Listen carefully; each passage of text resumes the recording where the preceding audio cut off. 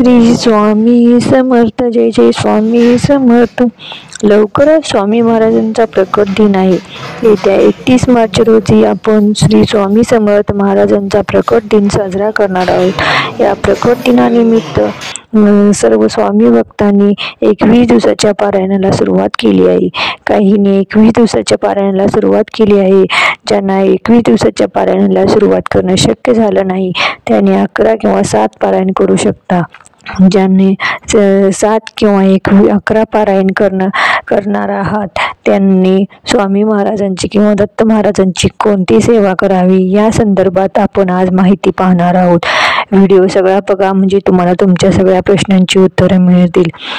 सर्वप्रथम जे लोक 21 दिवसाच्या सेवेला सुरुवात केली आहेत, 21 पारायणाची सेवा चालू केली आहे त्यांना ही सेवा करण्याची गरज नाही, कारण त्यांची सेवा ऑलरेडी सुरूच आहे. पण ज्याने अजून कोणतीही सेवा केली नाही त्यांनी ही सेवा करू शकता.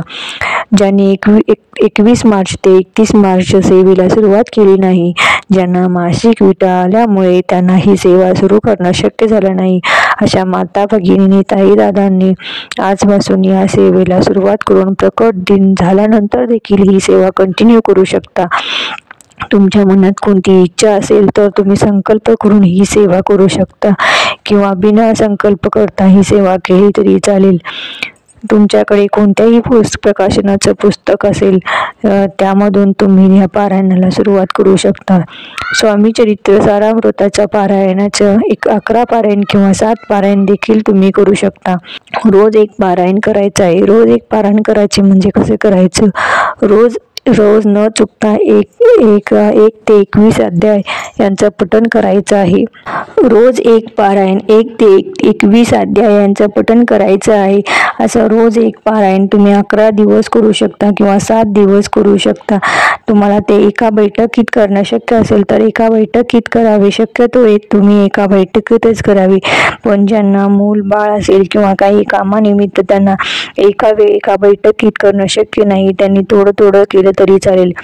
पूजेची मांडणी करायची काही गरज नाही. जेव्हा तुम्ही पारायण करत असता तेव्हा पारायणाच्या वेळी आपल्या घरात असलेल्या ग्रंथाची पूजा करावी. दीप धूप पुष्प अर्पण करून हळद कुंकू लावून पूजा करून त्या पोथीला वंदन करून मग वाचायला सुरुवात करायची आहे.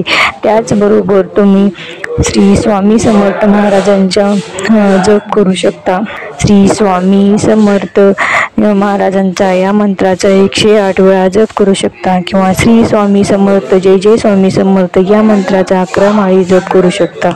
जप पूर्ण एकाग्र चित्तेने मनन चिंतन करून करायचं आहे. जप कसंही भरभर करून करायचं नाही.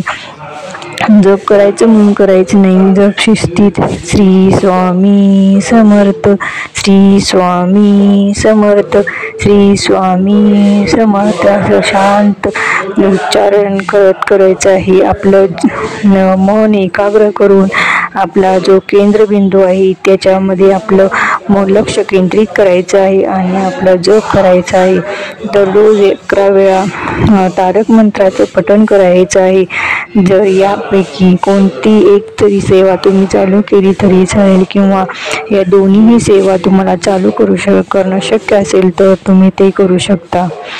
किंवा या दोन्ही सेवेपैकी कोणतीही सेवा जमत नसेल तर तुम्ही 11 वेळा तारक मंत्राचं पठण करू शकता किंवा श्रवण करू शकता.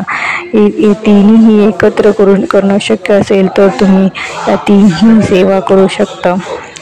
स्वामी समर्थ पारायणाची सेवा केली तरी चालेल. स्वामी चरित्र सारामृताचा ग्रंथ हा स्वामींचा आत्मा आहे.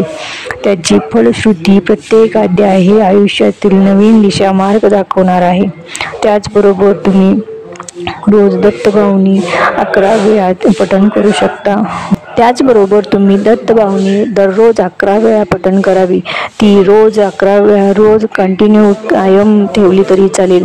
आजपासून सुरुवात केली तरी चालेल. त्याने तुमचं गुरुबल स्ट्रॉंग होईल. त्याचबरोबर तुम्ही अजून कोणत्या सेवा करू शकता. त्याचबरोबर तुम्ही घोर कष्टोद्धारण स्तोत्र हे सगळ्यात प्रभावी स्तोत्र आहे. तुमच्यावर कोणतं संकट आले असेल, क्लेम केलं असेल, तुमच्या घरामध्ये क्लेश असेल, तर घोर कष्टोद्धारण स्तोत्र हे स्तोत्राचं पठण केल्यानंतर तुमच्या घरातल्या सगळ्या समस्या दूर होतील. घोर कष्टोद्धारण स्तोत्र हे 51 दिवस 51 वेळा दररोज 51 वेळा पठण केल्यास तुम्हाला खूप चांगला अनुभव येईल. तुम्ही स्वतः अनुभव घ्या. तुम्ही स्वतः पठण करून स्वतः त्याचा अनुभव घ्या आणि मला कमेंटमध्ये सांगा.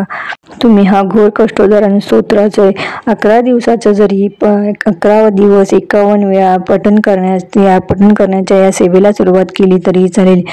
किंवा त्याचबरोबर तुम्ही अजून कोणती सेवा करू शकता. त्याचबरोबर तुम्ही गुरुचरित्राचा 14वा किंवा 18वा अध्याय यांचं देखील पठण करू शकता. गुरुचरित्रातील 14वा अध्याय हा गुरुचरित्राचा मेरोमणी मानला जातो. त्यामुळे स्वामी भक्तांनी स्वामी सेवा करत 14वा किंवा 18वा अध्याय असेल किंवा घोर कष्टोद्धारण स्तोत्र असेल कोणत्याही ग्रंथाचं पारायण करत असताना करू शकता. आता आपण पाहूयात त्यातील नियम आणि अटी. तुम्ही कोणत्याही ग्रंथाचं पारायण करत असताना मांसाहार पूर्णपणे वर्ज्य करावे आणि त्याचबरोबर परान्न घेऊ नये, दुसऱ्यांच्या घरचं खाऊ नये, ब्रह्मचर्याचं पालन करायची काही गरज नाही. भक्त गुरुचरित्राचे 7 दिवसीय पारायण करताना ब्रह्मचर्याचं पालन करणं गरजेचं आहे. गुरुचरित्राचं पारायण देखील तुम्ही करू शकता. स्वामी महाराजांच्या प्रकट दिनानिमित्त तुम्ही गुरुचरित्राचं पारायण करू शकता. पण गुरुचरित्राचं पारायण करण्याचं सुरुवात ही कधीच अमावस्येला करायची नाही आणि सांगता देखील कधीच अमावस्येला करायची नाही. गुरुचरित्राचं पारायण करत असाल तर त्यातील नियम अटी ह्या पाळाव्याच लागतील. त्यामुळे गुरुचरित्राचं पारायण करणार असेल तर पूर्ण विचारपूर्वक आणि पूर्ण काळजीपूर्वक केलेलं बरं. त्यामुळे तुम्ही गुरुचरित्राच्या पारायणातल्या सगळ्या अटी पाळणं आवश्यक आहे. पण सारामृताच्या आणि इतर सेवेचं तसं नाही. तुम्ही कोणत्याही फक्त मांसाहार आणि परान्नाचं या 2 गोष्टींचा त्याग केला तर तुम्ही त्या सेवा तुम्ही करू शकता. त्यामुळे सारामृताचं पारायण किंवा दत्तबावनी किंवा 14वा किंवा 18वा अध्याय, घोर कष्टोद्धारण स्तोत्र यासारख्या ग्रंथाचं किंवा याचं पठण करत असताना थोडेसे नियम पालन केले तरी चालतील. त्यामुळे ते तुम्ही करावं असं मला वाटतं. त्याचबरोबर तुम्हाला गुरुचरित्राच्या पारायणाव्यतिरिक्त स्वामी सारामृताचं पारायण तुम्हाला एक पूर्ण अध्याय एक पारायण करणं रोज शक्य नसेल तर तुम्ही रोज 7 अध्यायाचं पठण करून 3 दिवसीय पारायण करू शकता. 3 दिवसात एक पारायण करत असं 3 पारायण देखील तुम्ही करू शकता. रोज पहिल्या दिवशी 7 अध्यायाचं पठण, दुसऱ्या दिवशी 7, तिसऱ्या दिवशी 7 असं 3 दिवसात एक पारायण असं करत तुम्ही 11 किंवा 7 पारायण करू शकता. 3 अध्यायाचं पठण करून किमान 7 पारायण केलं तरी चालेल. जेवढं जास्त पारायण करणं शक्य आहे तेवढं तुम्ही करू शकता. आता ज्यांना जमतच नाही, ज्यांना मूल बाळ आहे त्यामध्ये होत नाही, त्यांनी रोज किमान 3 अध्यायाचं तरी पठण करावं. आणि तुम्हाला संकल्पयुक्त पारायण करायचं असेल तर संकल्प करायच्या वेळीस तुम्ही कोणताही संकल्प करत असताना कोणत्या तरी केंद्रात मठात जाऊन स्वामी महाराजांच्या समोर नारळ खडीसाखर ठेवायचं आहे किंवा मंदिरात जायचं आहे. स्वामी महाराजांना विनंती करायची, महाराज माझ्याकडून ही सेवा करून घ्या, माझ्याकडून इतक्या पारायणाचा संकल्प आहे, तो संकल्प पूर्ण करून घ्या आणि महाराजांची आपली मनातली इच्छा बोलून दाखवायची आहे आणि आपले पारायणाला सुरुवात करायची आहे आणि सेवेला सुरुवात करायची आहे. सेवा अखंड ठेवायची आहे. सेवेमध्ये खंड पडू द्यायचं नाही. कुठे गावी परगावी वगैरे जाणार असाल तर त्या दिवशी तुम्ही घरात सकाळी सेवा करून मग जायच्या. शक्यतो सेवेमध्ये खंड पडू देऊ नका. सेवा करताना आळस येतो किंवा सेवा करताना झोप येत असते. हे प्रत्येकालाच होत असतं, पण तेव्हाच आपले स्वामी महाराज आपली परीक्षा घेत असतात. त्यामुळे सेवेमध्ये कोणताही खंड पडू देऊ नका. सेवा चालूच ठेवा. तुमच्या सेवा करत असताना तुम्हाला अनंत अडचणी येऊ शकतात.